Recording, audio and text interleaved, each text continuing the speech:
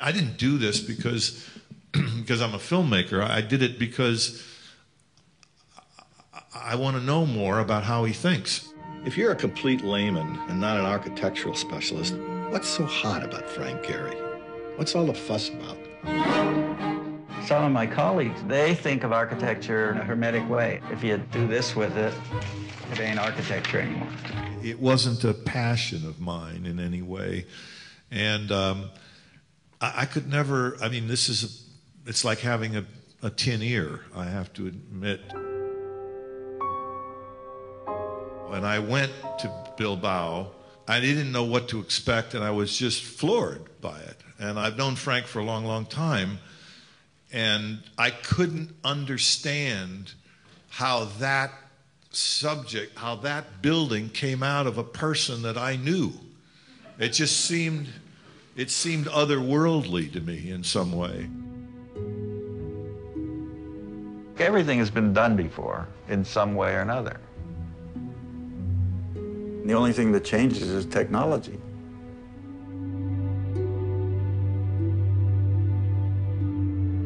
I understand what you mean, that everything has been done before, but I've never seen a building like Bilbao. It's gotten more sensual and musical. Where did all that come from? I think it just evolved. I don't know how many of you might have seen Bilbao, but it's a life-changing experience in a way. I've never seen a building. I never believed that a building could have that kind of emotional impact. I know they do. He talks about them in the movies. I know that certain cathedrals can make you feel a sense of, you know, spirituality and all of that. But there's something that makes noise in this building that it's just an amazing building. And I got crazed to try to understand. I kept saying to him that first day, where did this come from?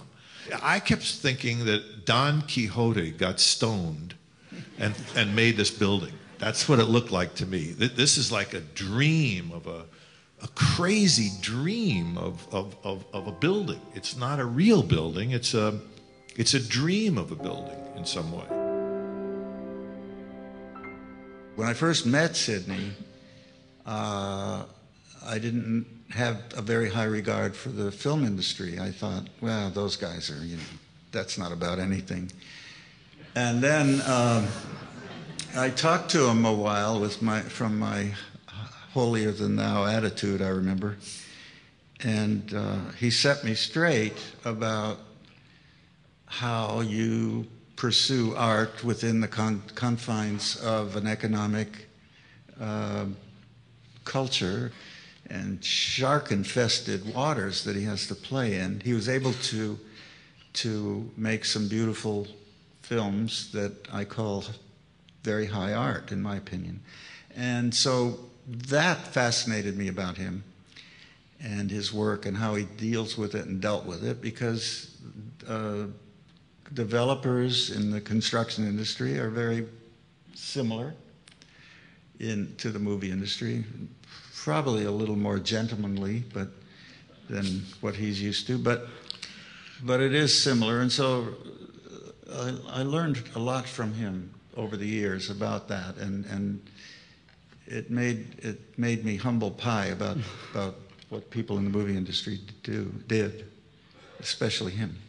There were several people interested in making a documentary, and I was asked who took the best pictures of Bilbao. And he had this little cheap camera that he bought in the drugstore, and he took the most beautiful pictures, because architectural photographers leave people out of the photographs, and they never show context, and they never show people. And those are what's published, and that's what people around the world see of a building, and they get the whole wrong picture. And Sidney, of course, had people, context. He got the whole thing in 10 or so beautiful pictures, and nobody else did it before or after. They are the best.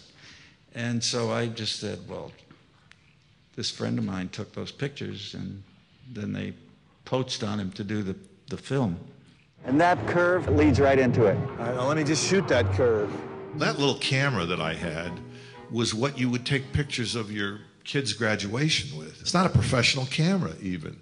And I did that because I didn't want Frank to be self-conscious. I didn't want lights, and I didn't want a lot of strangers. I wanted to really get Frank to talk to me like we were alone in a room. What don't you like? I don't know yet. It seems a little pompous, a little pretentious. This is the part I don't know how to put in words. It's just... Yeah, but that's the most important part.